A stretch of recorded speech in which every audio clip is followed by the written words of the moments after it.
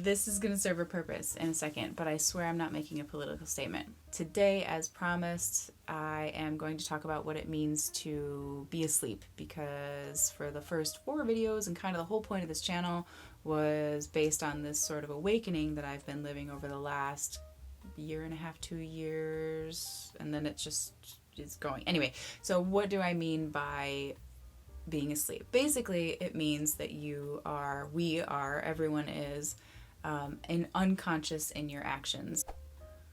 If you have any kind of judgment toward anyone at all and you act toward them as if they were that judgment, then you are being asleep. And I thought a really good way to illustrate this would be to bring out Old Glory. No matter who you are, this object means something to you. I mean, we're just at that point in the universe's history right now. If you saw me waving the flag and the flag meant something negative to you and you started treating me in the way that you feel about the flag, then that is asleep. That is being unconscious in your words and actions because you're believing this story that your brain is telling you about this flag and therefore me. I am not the flag. You have no idea who I am. You have no idea why I have that flag. So whether you love this object or you hate this object, you have a story that you're telling yourself about it.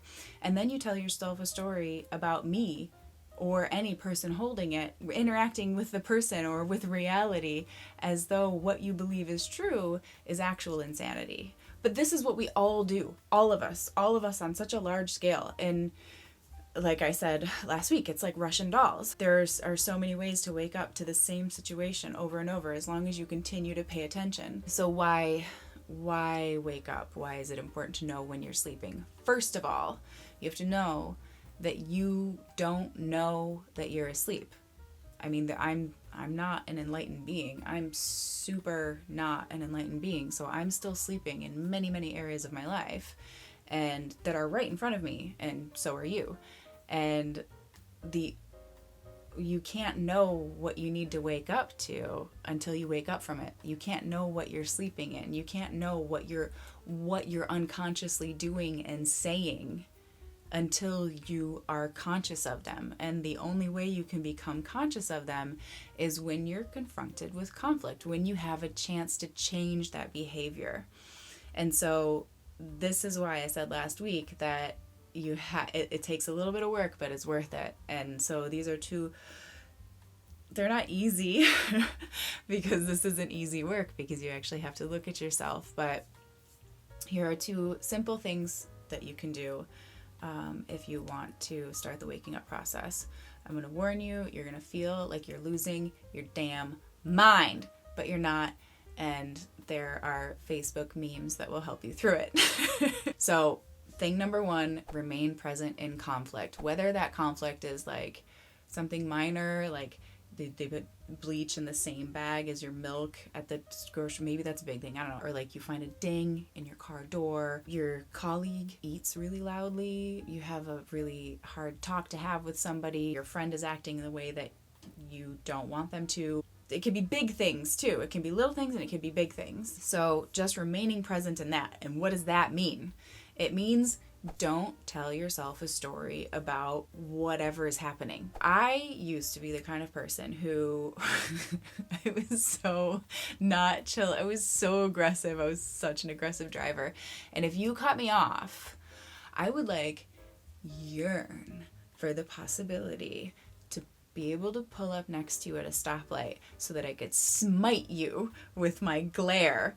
And that's really where I was. And I completely skipped over all of the possibilities where you were in a hurry, you had a job interview, you had to stay late at work and you were rushing home to your dog, you had melting ice cream in the trunk, your kid was sick. I don't know. I skipped over all of those, or I even skipped over the possibility that they were just had an absent-minded moment and oops, I didn't mean to do that. I went straight to, you did it to me! The probability is, of all of the list of possibilities of things reasons that this person could have cut me off, it being about me is at the very, very bottom. Because in reality, nobody cut anybody off, a car moved in front of another car.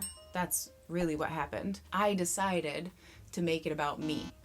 And that's what I did all the time. And so I lived a very unhappy life because everybody was constantly doing things to me.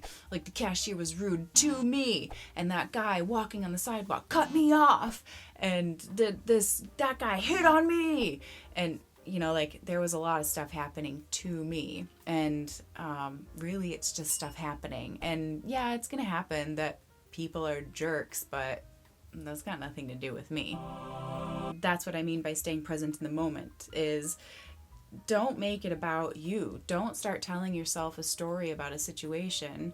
Just know that it happened and you played a part in it, and then you can let it go. We can all relate to also being the person who accidentally cut someone off, or like made a right turn really quickly, or didn't use a blinker, or kept the blinker on too long. Like, I mean, it doesn't, I feel like if you've been driving for a couple years, you've done at least one of those things that I just named, probably all of them, because it happens, and you have no malintent toward anybody else when you do it, because what a psychopath would that be? And the really psychotic move is behaving towards someone as though what you believe about them is true. You are acting towards someone as though they are your judgment of them. And that's insanity. This is just who I used to be, so I can relate to this really well. And I can just laugh at myself because it's like, oh, Casey, like, you're so aggressive. You're so aggressive. But I really didn't feel like it at the time. I really, really felt like I was being defensive. I felt like I was being attacked. And that's just because that's what I could see. That's where I was at. I had been attacked. I hadn't looked at that and accepted it, and then also just let go of it as a piece of my identity, because if I let go of it, does that make the pain no longer valid? Does it make it no longer real? Does it mean I wasn't a victim? Yeah, I just decided to stop hanging on to that mentality. The reason that you need to wake up is because you're doing this, I'm doing this, we're all doing this in areas of our life, and we won't know that we're doing it until you wake up from them. Like, you can't know what you're asleep in until you wake up from it. So it takes a couple of guts, but it's worth it, and I highly recommend it. It's just staying present in the moment and also reframing the situation. I feel like there's not a line on the planet. I don't want to say that. I don't want to bring anything on me, but I don't mind waiting in line. I mean, if I get to go to the post office, I'm kind of like, yeah, cool. Because I know I'm going to wait, because it's not happening to me. It's just happening. But I also feel like I'm being productive at the same time as I'm waiting. There's something really enjoyable about waiting in line, because you can, first of all, pay attention to your breath. You can pay attention to the sounds that you hear, to the weight in your body, just being open to the moment and seeing what you can observe without judgment, and seeing how long you can observe your breathing or the noise or the thoughts before your thinking mind starts taking over and telling stories about everything. It's just like, it's like a freebie. Like, it's like I get to check like a thing off of my to-do list during the day, and I get to meditate while I do it. I like waiting in line. So, to recap, reframe annoying situations, like standing in line, or getting stuck at traffic, or getting stuck in the long line at the grocery store, or I don't know, like waiting for someone, as opportunities to observe the moment, to stay present in the moment. I know you think that sounds boring, and I know you think that you can't do it, but you can, and there's a lot in the present moment. It's cool. And number 2, remain present in adversity or in conflict. Whatever comes up, stay with it, because the reason that we need conflict to wake up is because otherwise everything is just going, it's the status quo, the machine is running itself, and you don't see where things need to be fixed until you come up against a problem. So it gives us a contrast to the life that we've been living. So stay present in that. Don't hide in the past or in the future. Don't hide in any feelings of worry or anger or shame or fear or guilt, and remain present with the thoughts. If you the trick is to be able to catch yourself thinking a negative thought as you're thinking it. That's the really, really hard thing to do. It's really hard to do, especially if you were in my brain before. I was not a kind person, and if I knew you and we were friends, you were on a different level. I had the reserved place for the people that I loved. There was judgment there, but there was not as much judgment as for people I would never meet or people I had some kind of conflict with. So I can tell you, even though I was doing it all the time, it was hard to notice it. And it's hard to admit too. That's something that's hard to own, because you're not supposed to judge other people, and you kind of know what it means when you judge other people. So you're not the kind of person who judges other people, or maybe you are, but like everybody does it, so who cares? But not everybody does it. That's what I found out. And it feels really good to be the opposite of judging, which is allowing. So anyway, I believe that's it. Thank you, as always, for your time and your attention and your support and your love. And I will see you next week.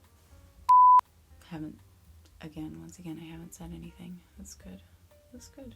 Yep. Dork for Michigan. Good day. Whoa, that was kind of gross. Hi. Hi guys, welcome. Why do I start out of breath? I cannot express how much I hate starting these. I wonder if anybody else feels the same. Anybody else who makes videos, can you tell me, does it suck this much for you? Oh my gosh. And being like, give me a like and see you next week.